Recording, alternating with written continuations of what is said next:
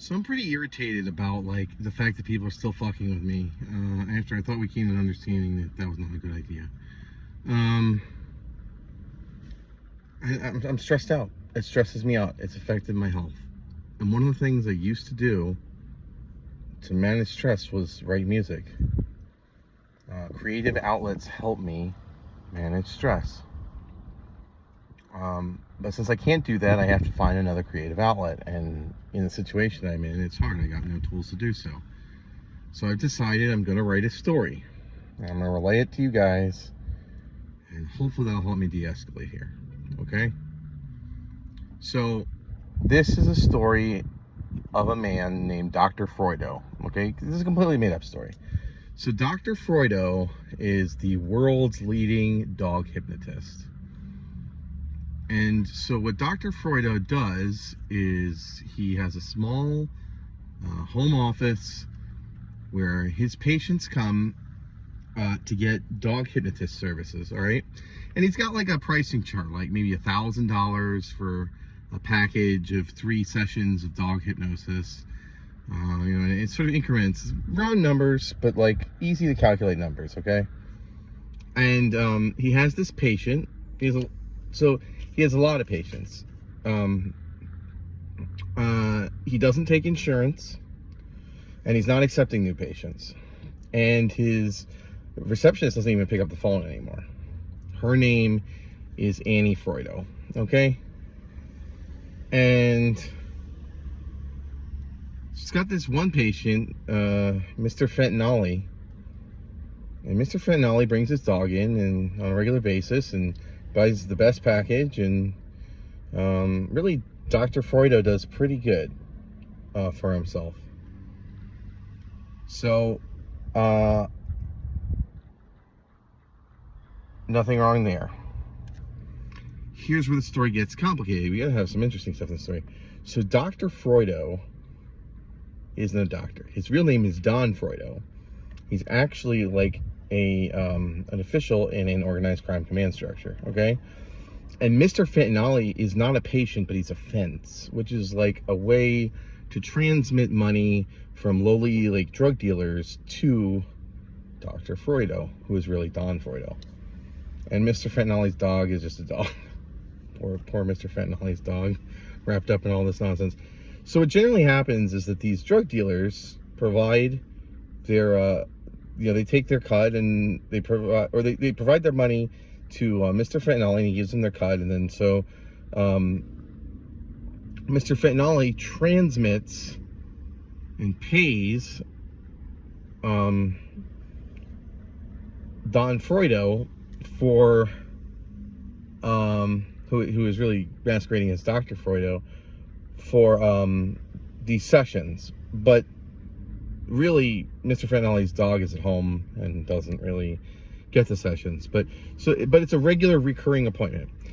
Annie Freudo is not a real person. That's why she doesn't pick up the phone. She doesn't exist. She doesn't have an identity. She's just a name on his website, okay? And what ends up happening is this sort of is believable from a financial standpoint. But Don Freudo is really raking it in, okay? So now he kind of wants to like establish other businesses.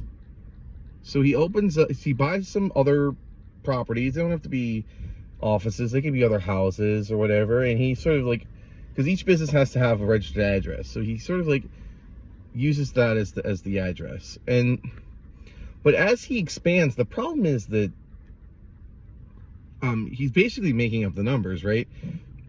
So he doesn't want to get screwed on taxes.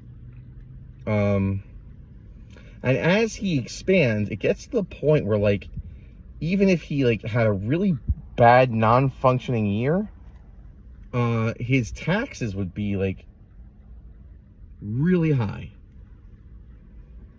So he pretends that he's not doing a whole lot of good business, right? Let's say Don Freudo, as Dr. Freudo, just can't cut it. Even though he's the world's leading dog hypnotist, nobody wants to come see him. They want to cut corners, go for the cheaper dog hypnotist. And what ends up happening is he has such a bad year, he pays about $90 in income tax, which is insane. I don't think I've ever paid $90 in income tax. Well, I get a return sometimes, but yeah, it's weird thing. So he's basically getting the right amount of deduction, and and he just owes $90. Well, here's where the problem comes in. It gets to a point where the numbers don't make sense, because Don Freudo is paying so little in income tax that he couldn't possibly be making enough to afford the property tax for the different business locations that he owns. But Don Freudo does fine. All he has to do is make sure he's not audited, really. He can bribe someone to do that. And he operates his business not because it's believable, but because no one's going to bother to look. How many businesses are there out there? Well, one day,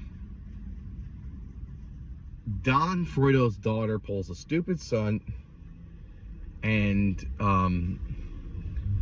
somebody ends up looking and understands what's going on, that he's not really Dr. Freudo, he's probably Don Freudo, gets scared, and has a nervous breakdown.